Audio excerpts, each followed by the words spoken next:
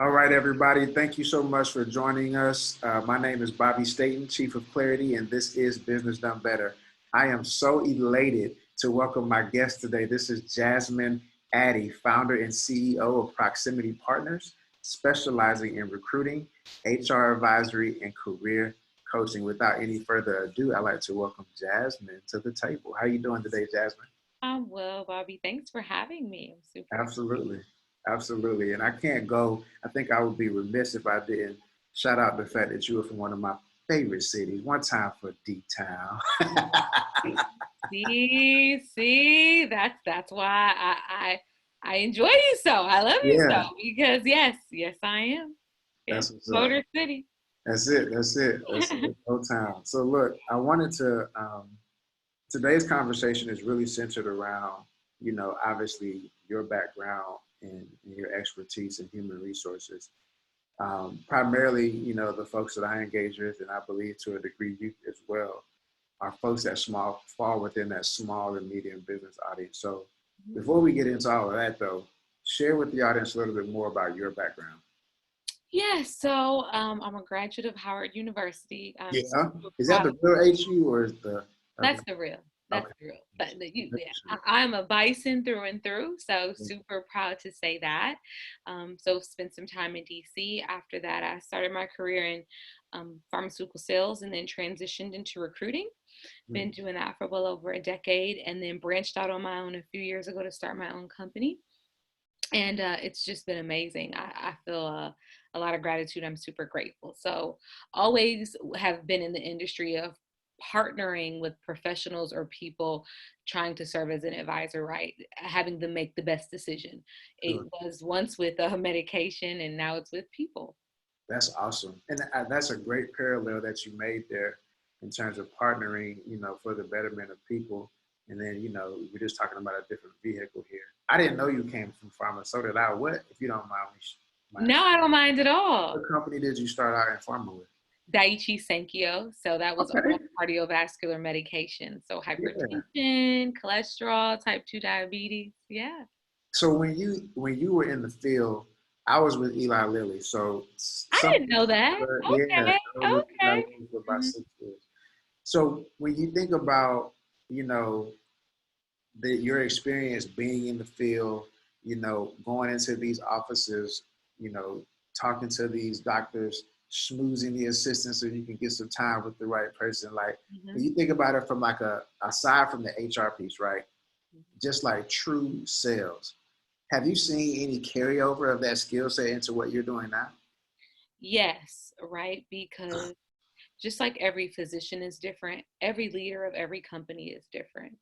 So even though I'm my authentic self with whomever I speak with, right, you still have to, people like to talk to other people that they have common interests, right? So some people are very technical, some people are not, some people are very friendly, outgoing, quiet. So I had to, just like then I had to understand who I was dealing with, so that I needed to figure out, hey, do I need to bring out a clinical trial, or do I need Right. to just bring out a fact, right? It's the same thing. With whichever leader I'm talking to, it's the same thing. Hey, what's their vision for their company? Just like what's a physician's vision for its practice, and kind of to transition back, just what's their vision, and then how can I best meet them so that I'm able to deliver the right people to them that not only align with them and that they have commonalities with, but also those missing pieces of the puzzle that they need Yeah. to really much, kind of go on that path of building a great team and a great company. Absolutely. So what from when you look back on your career journey, like what was the trigger that pushed you to transition from sales to HR? So it's a lot of the same character traits, right? Because I'm still building relationships now with companies. What I didn't like is I didn't feel like I had a true, there were so many other barriers that could have prevented a physician from writing a prescription, right?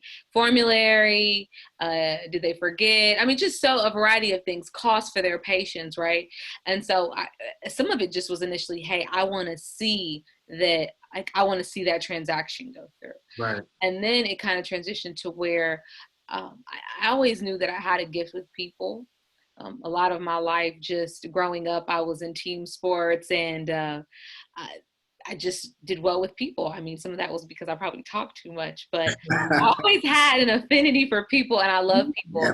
I minored in human development. Like, who does that, right? Okay.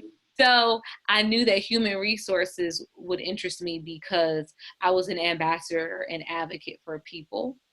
And that's what, and I realized that in recruiting, I could do that. So I essentially worked my way up like, hey, what's the first step of understanding HR? And that's recruiting, because you first have to understand people Yeah. and their skill sets to be able to then create strategies and compensations and implement infrastructures for companies.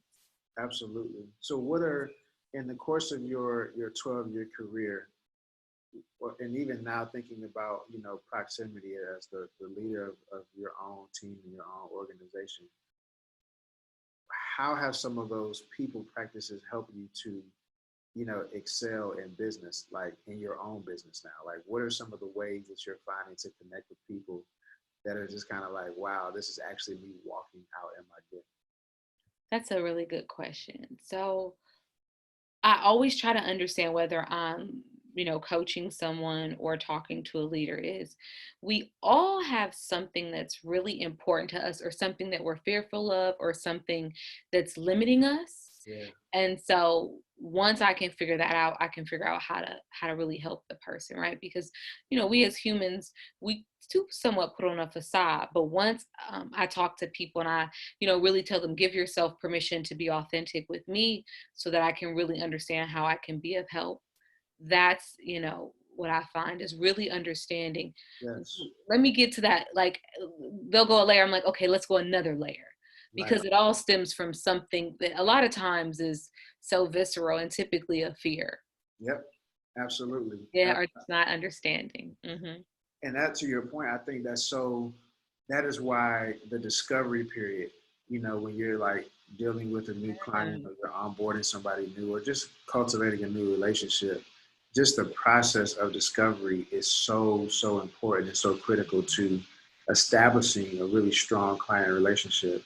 When Mhm. you think about proximity partners, kind of like share a little with us about, you know, your method. Like, how do you go about developing those relationships that really help to support not just strong relationship with the client, Mhm. but really like strong relationships with that team, because you're helping to build that team. You're helping to, so there's a level of understanding of their culture and what makes them tick that has to happen. Is that something that you kind of baked into your actual methods and practices? Yeah, so what I typically focus on doing is really building a relationship with the leader, because once you, even if it's a manager or, multiple leaders, is once I can understand that, I can understand, okay, it tells me more about the team, right? And Right. what, why they select who they select to be on their team. And I spend a lot of time, actually, I spend a lot of time getting to know um, people I partner with, and even that I don't personally. I spend a lot of time getting to know who they are, where they've come from, things that a lot of people wouldn't think you should know. But Right. once I can understand that, we all have a story. And so once I understand, I mean, just details that you wouldn't think about their Right. lives and what got them there, you Right. can really understand what's important to them. And so who would be important to bring on their teams. Yeah, absolutely. Absolutely.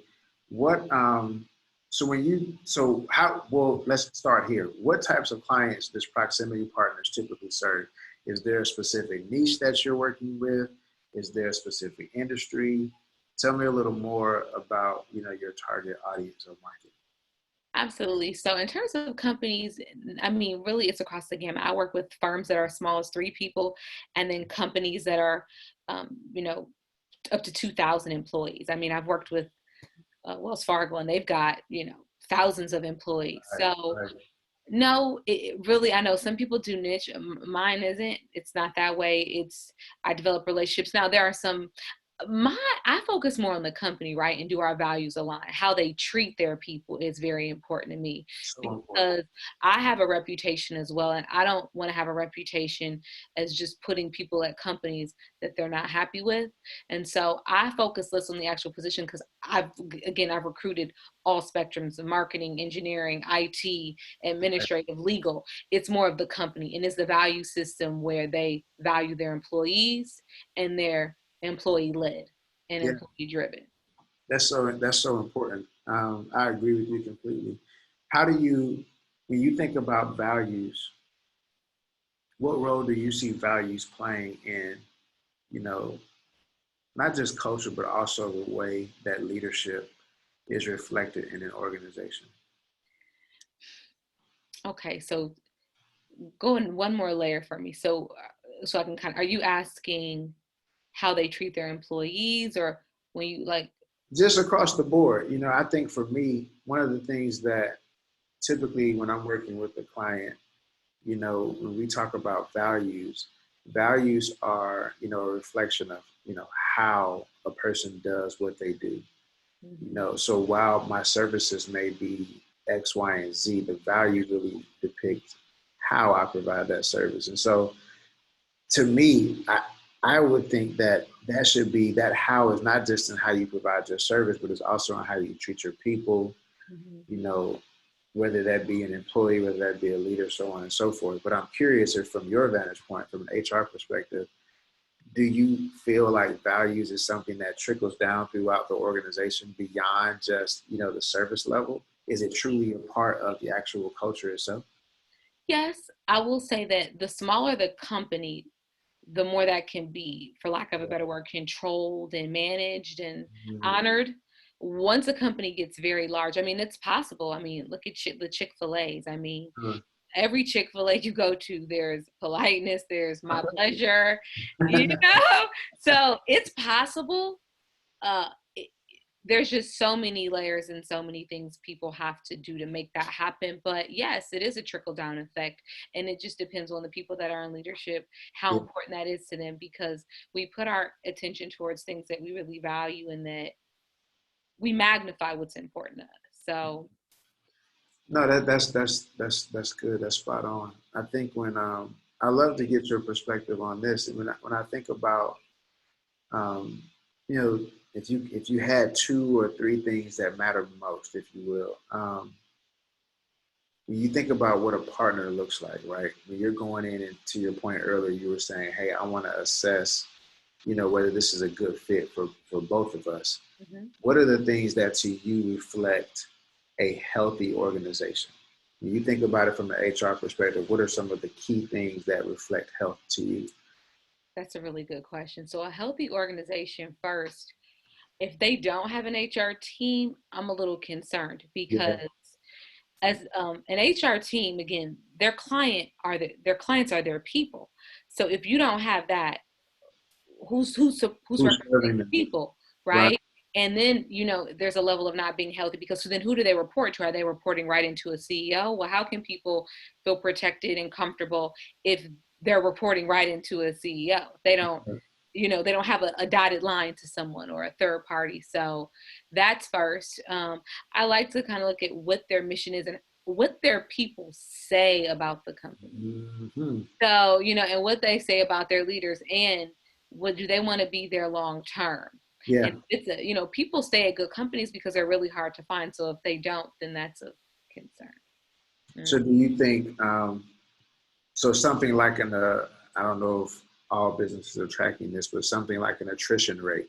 If you saw a high Yes. attrition rate, Oh, there's a value, definitely, because also that means, are you just bringing people in, getting what you need from them, and spitting them back out? right? Yes. Hmm. And that's something that I think. So I mean, I know you said that you serve, people on both sides of the spectrum, large companies and small. What are some of the the things that you have seen consistently within the small business sector, challenges pertaining to HR? Because I would imagine when I think about, those businesses that have, five or fewer employees, they probably don't have the bandwidth or, staff capacity to have, a true dedicated Hmm. HR person. So I'm sure that there's challenges abound when you think Right. about, you know, just some of those consistent themes in small business. What are they? And then from your expertise perspective, your expert perspective, how would Right. you go about addressing them? So when I find that people feel like they're overworked because the smaller company, they wear a lot of hats. Yeah. People feel like the direction shift all the time. They don't feel like there's steady direction because a leader, right? You have to think, right? So entrepreneurs that are having smaller companies, they're just leaders of small companies. We have all this creativity in us, and Yeah. there are times we just want to shift. But when you have other people, that's not necessarily great for the whole team. But I find a lot of complaints about that. Hey, what is my job description? I really don't know what I'm supposed to be doing, or I feel like it changes all the time without me knowing. So I find that. And then there's no, I like to call it a buffer. There's no buffer in place for Yeah. them to communicate. They report directly into the owner. Mm-hmm. And so what I try to, get leaders to understand is, even if you don't want to, if there's so a lot of times there might be a cost or an investment issue. Sure.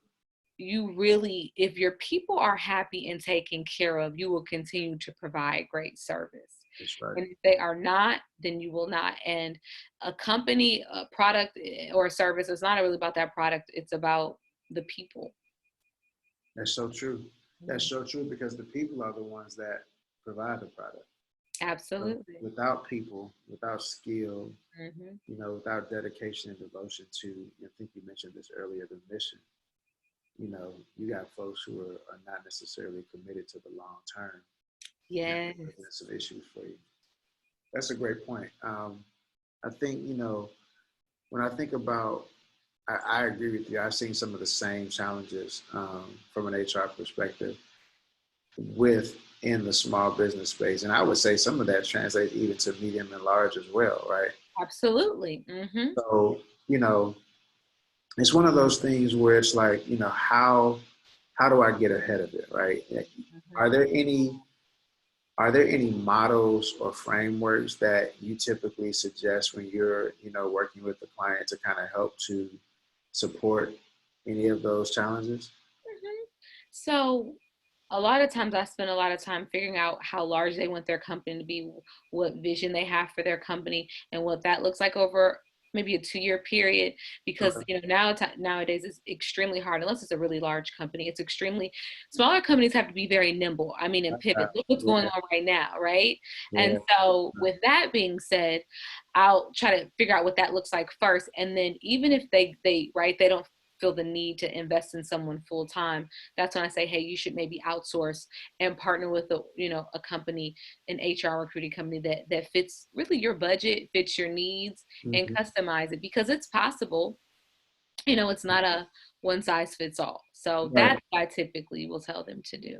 Yeah, absolutely, absolutely. What I know the a problem that is consistent. I mean, I think even probably more so now. Maybe not. I don't know. From a Two questions. First question, from a pandemic perspective, Hmm. is the talent pool, is it smaller or has it gotten larger? It's Like, oh, sorry. no, you got it. Go ahead. Sorry. It's definitely larger than it was before. I mean, it had gotten extremely small. Yeah, Now, it's not, I think, as large as people think it is, because yeah, I mean, companies are starting to bring employees back. But yes, it's a little larger for sure. And it depends on the positions, right? So it depends on just what job function that person has, and how right. that determines what the pool looks like right now and how large it is. So what industries are popping right now? What roles are like being most sought after from a recruiting perspective? What's the Yes. temperature So of the a market? lot of healthcare roles. Really? Because Okay. they have to support, right, the influx, unfortunately, of what COVID has presented. Yeah. IT, because you got so many. So we're talking about software developers, architects, data analysts, anything under that umbrella, because there's so many people online now, and they're online all day, every Yeah. day. So there's a lot of shifts they have to make. Yeah. So those are the ones that are really, really, um, and anything even administrative that has to do with education, that's because, right, that virtual shift. So a lot of administrative functions but those, I would say, healthcare and IT is really that's the demand is the highest for those. Got you. Got you. I think, when I think about like really any size business, the I asked that question because the hunt for qualified talent is, I mean, gracious, it is the hardest thing. Like they always say, what's the old adage? Good help is hard to find, right? It's Mhm, like, mhm, mhm. so, in a situation now where, unemployment unfortunately has, gone through the roof and there are more people, available within the workforce. I was just curious to kind of get a feel for, you know, is that hunt as difficult? It sounds like it probably still is because there's still depending on what role you're hiring for, there's still a very specialized set of skills that you're likely looking for, so on and so forth. So to that point, what would you, as a recruiter, as an HR advisor, if you're working with a business leader and they're having the hardest time finding the right talent, what are some of the what would you say the top 2 or 3 things are that you would advise them on? I would find out who's doing the recruiting, right? Because I mean, if you've got your CEO or a manager, that's really not their skill set. I know in theory, what I do seems, I mean, in theory, it should be very basic, right? You post a job Sure. and you just find them. But I mean, there's an expertise to it. There's an expertise to any field. So in any profession. So I would first say, okay, who's your recruiter? And Mm-hmm. then where are you looking? And then I have to clarify, when you say hard to find, is that because you're interviewing and you're not finding the right candidates, Great question. or you're not even pulling them into interview? Because yeah, many times they're not finding the right candidates, that then lets us assess, hey, do you know what you're looking for? Have you really written down what you're looking for? Because you might not be finding it because you don't know. And then sometimes they're not able to find them because they just don't know how to recruit. And Yeah. that's what I find the most. It's, if something is not your strength, it's best to outsource that. And even I do that as well, right? Everything is not everyone's strength. It's very Right. time consuming. It takes a lot of creativity and energy to find great people. And so that's what I would, those are a couple of things I'd first assess. Yeah. No, those are great points. And I think to answer your question, I think it's truly about, the common problem that I hear is, I posted something on Indeed and I got, 600 people who submitted an Uh-huh. application and none of them were, even close to what I needed. So I think it's truly about, I think the problem is probably, you know, on both ends. I think it's, we can't find the right skills, or we get them in and we find out that they don't have the right skill. You know what I mean? Hmm. And so, that's just from your vantage point. Let's look at the latter. If Right. I'm hiring somebody Hmm. and I find out that they don't have the skill that I need, where would you say the breakdown was? Okay, so if they don't have the skill that they need, I would have asked them, what kinds of questions did they ask them? Did they have them, were they able to see any of the work that they did prior to, right? And a lot of times it's not the skill set people are frustrated. Sometimes it is, but it's the person, right? They have let so many major red flags go by. Uh, Yeah, the person was late to the interview. It took the person 4 days to respond back to the email or accept the offer. There are so many things that a lot of employers are so eager to get someone in that yep, they overlook, that they cannot teach or train. I want to say probably only 10 to 15% of the time it has something to do with the skill set. No, it's the character, it's mm, the work ethic, it's the culture. That's what I hear the most. That yeah, is what I like, oh, this person just, they don't want to think, or this person can't meet a deadline, or this person doesn't seem self-motivated. right. Every now and again it has to do with their skill set, but that's rare. But That's more typically, rare. that's Mm. a very interesting point. And so, to that point, it's how do you assess that before you make the commitment? Because you're right. I think typically when somebody is hiring, Hmm. they're already drowning, right? They're like, oh, I need help Absolutely. yesterday. Hmm. But they're so, to your point, they're so eager to get somebody else in. What Hmm. do you say to the business leader who is in the process of trying to fill talent, whether they're working with a recruiter or not? Hmm. even in working with a recruiter, what are some of the things that you would advise them to keep an eye out for? Right.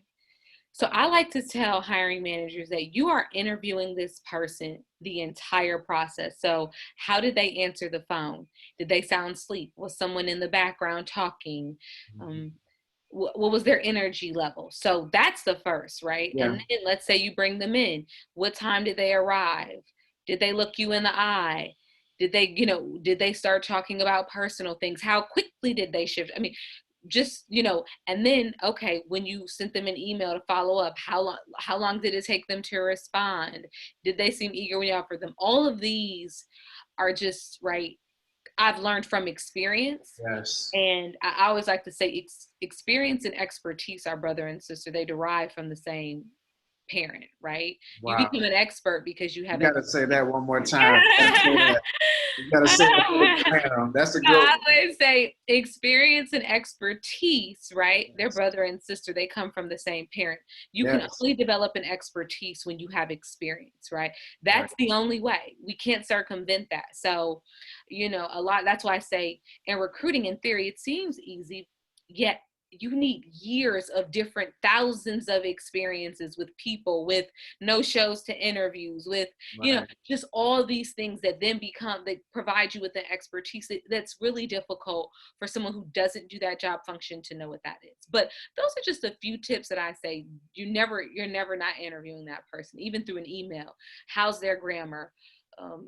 Do they put proper punctuation? That's Yeah. a very good way to assess their writing capabilities. And attention to detail. And attention to detail. Right now, if they're a salesperson, they maybe miss a period, maybe not, so that maybe doesn't matter as much. But if they're an accountant and they do a lowercase I, which is my pet peeve, by the way, Yes. when it stands alone or at the beginning of it, that's a problem. So yes, those are some of the things.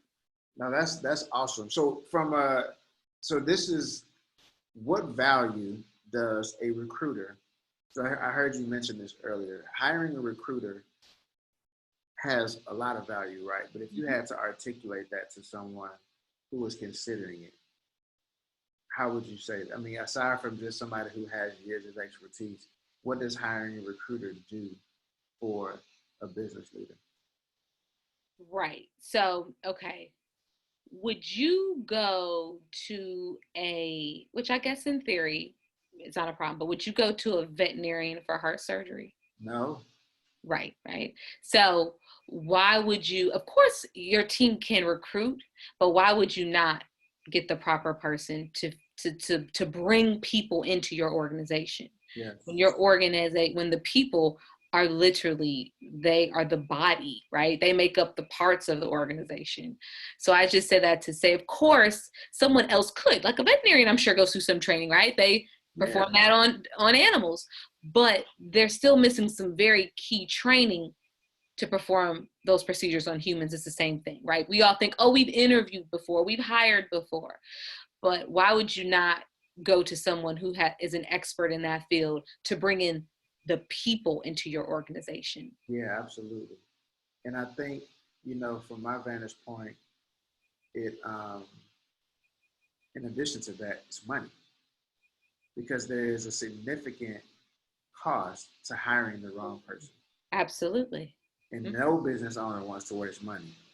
When we think about bottom line, profit, in addition to the other aspects of, we won't even touch on the trickle down of hiring the wrong person and its impact to your culture. You lose a valuable team member, the cost of that. There's so many different layers to the hiring decision.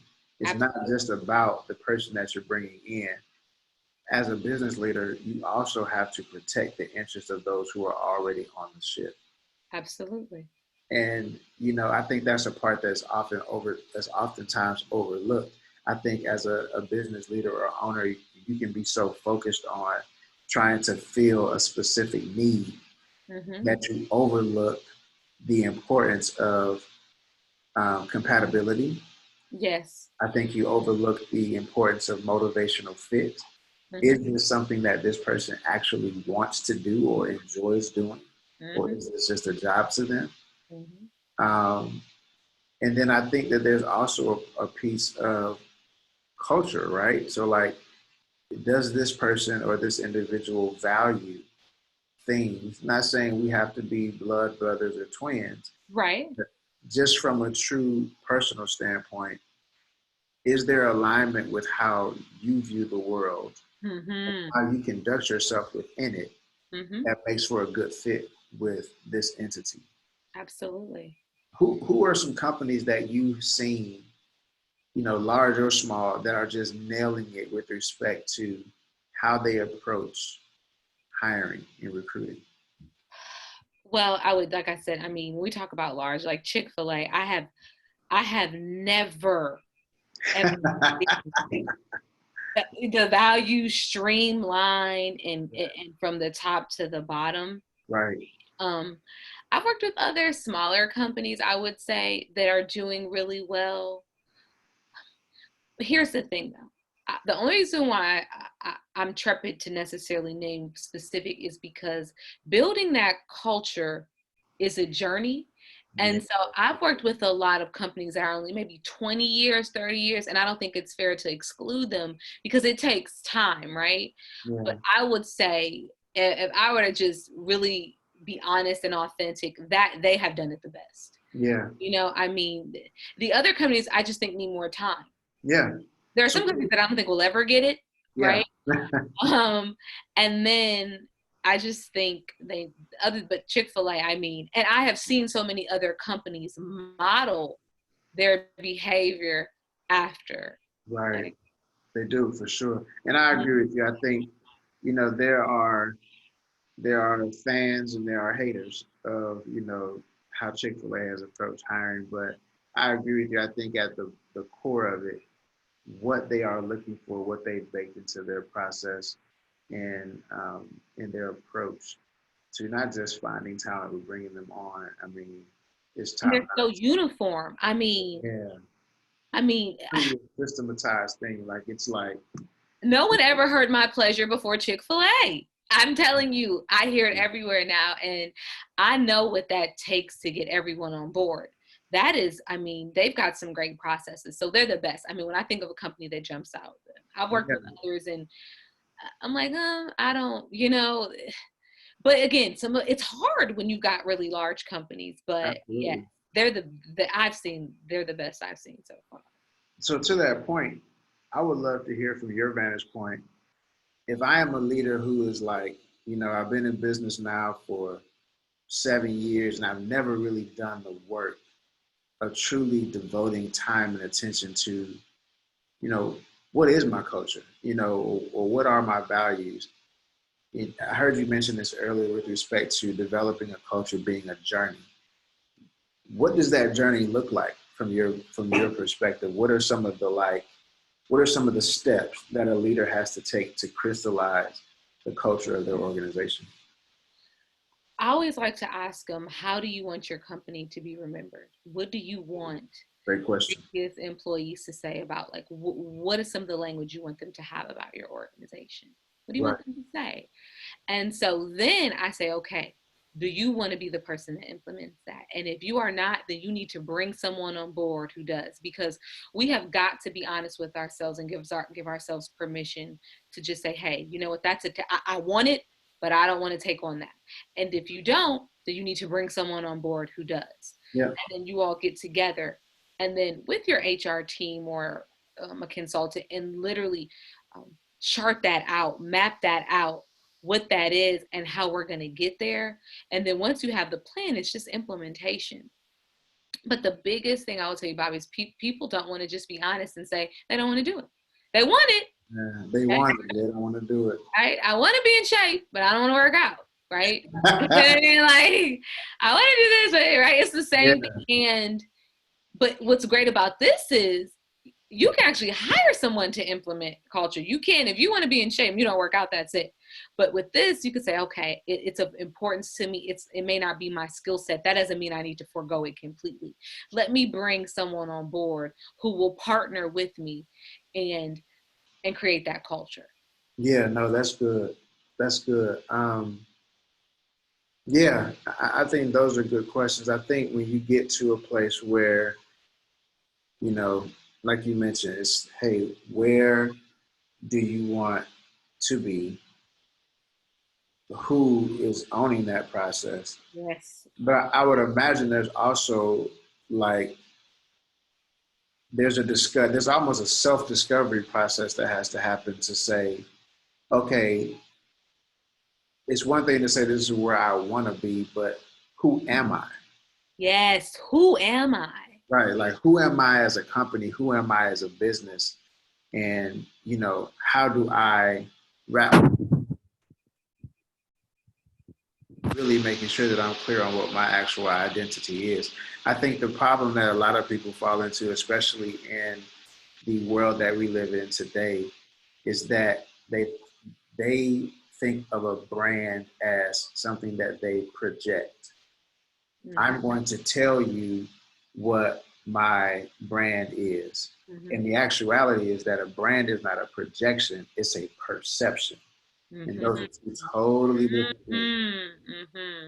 And so when you're working with a business, help me understand, or if you're working with a business, how would you help a business to understand or really uncover their true identity? It's That's okay. probably a loaded question. No, I know. I love it. It's super loaded. I really start with like, okay, what really matters to you? Mm, And not just professionally, but personally. I, right. so, okay, with my life, I think about the things I want to accomplish before I leave this earth. Mm, And so once I know those two or three things, then now I can work backwards. So I ask them that, like, what do you want to accomplish in this company? yeah. Because once we know the what, we can create the how. Right. And so there are some that are like, well, I just want to be a company that we stay small, but we provide great service. Okay. And it's like, okay, so you want to provide great service. What does that look like? And Right. let's see the people that can provide that and what that looks like. If it's a larger company, it's, we want to be very philanthropic, or we want to do this. Okay. If you want to be philanthropic, then we've got to do this and possibly bring someone on board. So once we're very clear, clarity is everything. Once we're very clear about, where they want to go and who they want to be, Yeah, then for we sure. can create a plan. But you've got to be very honest with Yeah. yourself. And a lot of people are really not honest with themselves, unfortunately, because we are pumped so much information that really might not even be how we feel. Right. So once a leader's like, okay, this is what I want, and then that's how we can create the game plan. Yeah, for sure. Mm-hmm. What are some, let's talk liability for a second. Mm-hmm.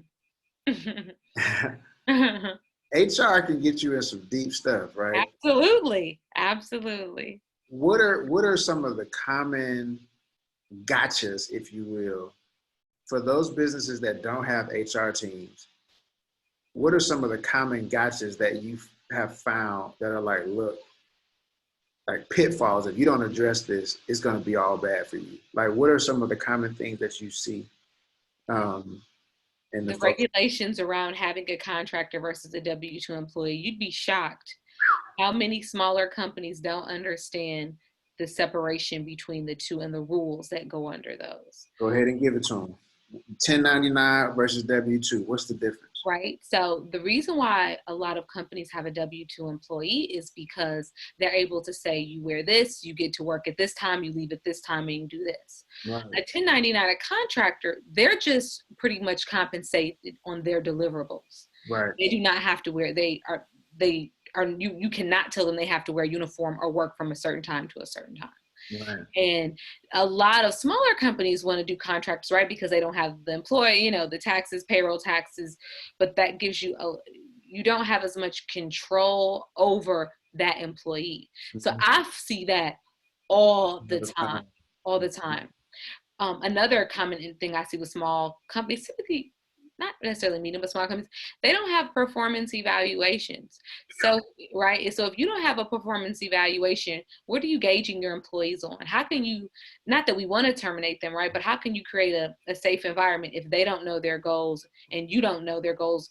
Or how can you hold them to any standards that are not put in place? Right. So those are the two things I see with smaller companies. In larger companies, I find that there's not a clear line between leadership and employees, right? So there's a certain, okay, have you ever seen Saving Private Ryan? No, with Tom Hanks? Yeah. Okay. I'm familiar with it, but That's all right. I actually just watched the whole it's a thing. long movie, right? Very long. Amazing. I didn't watch it. One of the best movies. The last long movie I watched was Malcolm X. I cannot. One of the best movies I've ever seen. And without giving away the movie, there's a part in there where his soldiers, so Tom Hanks is the captain, and his soldiers are complaining to him about this mission that they have to do. And they say, well, what about you, Cap? You don't have a complaint? He says, no. He says, I don't complain to you. I complain to the person up. You complain to me, I complain to the person up, right? So a lot of times in larger, right, that was so pivotal, because it's when you're a leader, there are just things you cannot say and do to people who report to you. Right. And I find that typically when you've got a lot of problems on teams, it's because that you've got employees that don't trust their leader, and they don't trust their leaders because if a leader is speaking negatively about the company or about their other coworkers, how can they trust them? Mm-hmm. And so they want to feel safe and they don't. And if I were to say how I see that a lot, many times where I'm like, this person's not going to be good to make a manager or leader. And they do it anyway because they might be a rock star at sales. Yeah, but that doesn't make them a great leader, right? That makes them a good individual contributor. Yes. So let's talk about that for a second. I think you just hit the nail on the head. Mm-hmm. A lot of people use leader and manager synonymously, and the two are very, very different. Oh, very different. From your vantage point, what distinguishes a leader from a manager? A manager just manages processes. A leader encompasses the body of a company. They encompass, they exude. They walk in what they say. And they believe it, and they're trying to elevate their team. Yeah. Whereas a manager is just making sure people are doing what they're supposed to do so that things stay, right? But leaders inspire. You know, think about leaders, like they inspire us. Right. Managers just make sure we get our work done. Yeah. So if someone is inspirational, that's a leader. And that, and they don't just, talk it, they live it. Yeah. They embody it. That's a leader. Absolutely. Absolutely. And I think, now, do you see that, how is that typically reflected in like job descriptions or, recs? Are people... You can't see that in a job description. You will only see that. Now that's another liability too, right? Yes. Talk about it. What are some of the things that people, and I would imagine it's probably more in the organizations, small companies that don't have HR teams. What is the pitfall that most people overlook with respect to job requisitions or descriptions? Little tip, and it's blurry. So for those who do it, I encourage you to not say recent college grads, say entry level. Because if you're saying recent college grads, there's a whole group of people that I'm not going to say the D word, but that we're leaving out. Yes. So that's when I see a lot. You can still put bachelor's required at the bottom, but that's a big one. You have to be very careful with your language that you are not leaving out a whole sector of people. Yeah. Yeah. Got you. Mm-hmm. All right, Jazmin. So last question. We've talked a lot today about, best practices for, finding and hiring and retaining top talent. Mm-hmm. How do we maximize, the talent pool that's currently available to business owners and leaders? But we haven't spent some time talking about one of the more painful sides of being an owner or a leader in business, and that is the, unfortunate circumstance where we have to let someone go. Mm-hmm. From your vantage point, how do you perform or part ways with someone in a way that protects the best interest of the organization? That's a really good question. So one, that takes us back to a little bit of what I said earlier, how those performance evaluations, Mm, it's so important to have those in place because no one is shocked. If someone is performing poorly, they've known it. So there will be no shock to them if they're let go for their performance. right, Another thing I find that a lot of smaller companies, to me, so let's just say under 100 employees, I find is that they don't have employee handbooks and they don't have things outlined. So if it's an automatic termination to not be on a certain website or not, let's just say have your phone, which is, extreme, but you can, and you in your handbook, it says termination will occur, then you're protected. right. And that's why it's so important to invest in those things on the front end, because if I had $1 for every time a company said once, they were Uh-huh. petrified that they might be liable, it's do it on the front end. It's Yeah, so much easier to just implement things on the front end. And then they also feel better about it as well, right? No one wants to part ways with someone and that person felt like they weren't warned or prepared. If right, they signed an employee handbook, they knew. right, If they were getting a performance evaluation and constant check-ins, they know. And right. so those are the two, I would say, biggest things that companies need to have in place, and that constant communication, so that really a lot of times when people know, they'll just leave an organization, which, because they realize, hey, I'm not in the right job, the right position, or Right. our culture doesn't align and what we value doesn't align. Absolutely. Absolutely. Well, Jasmine, thank you so much for your time today. I mean, this Thank was you for super having me. insightful. Absolutely. Absolutely. This was super insightful. I'm sure, folks who come across this and listen to it will take away so many gems from what you've shared, not just only with respect to recruiting and hiring, but also considerations around, how to really grow and sustain excellent and almost contagious culture, for their team and organization, as well as other HR related best practices. So if you are listening to this and you would like to connect with Jasmine and find out more information, or perhaps bring her on to service some of your HR needs, you can find her on LinkedIn at Jazmin Addy, and that's Jasmine with a Z, Addy, Addy, or find her at proximityrecruiting.com. And I'll put that in the comments at the bottom as well. I'll link it so that you don't have to go and find it. But again, Jasmine, thank you so, so much for your time today. Any closing thoughts before we head out? Oh, Bobby, thank you for having me. You are a delight. And yes, I am super passionate about people, and I'm just grateful you had me on. So thank you. You're more than welcome. Thank you so much for your time. Awesome. Have a great day. All right, you too. Thanks.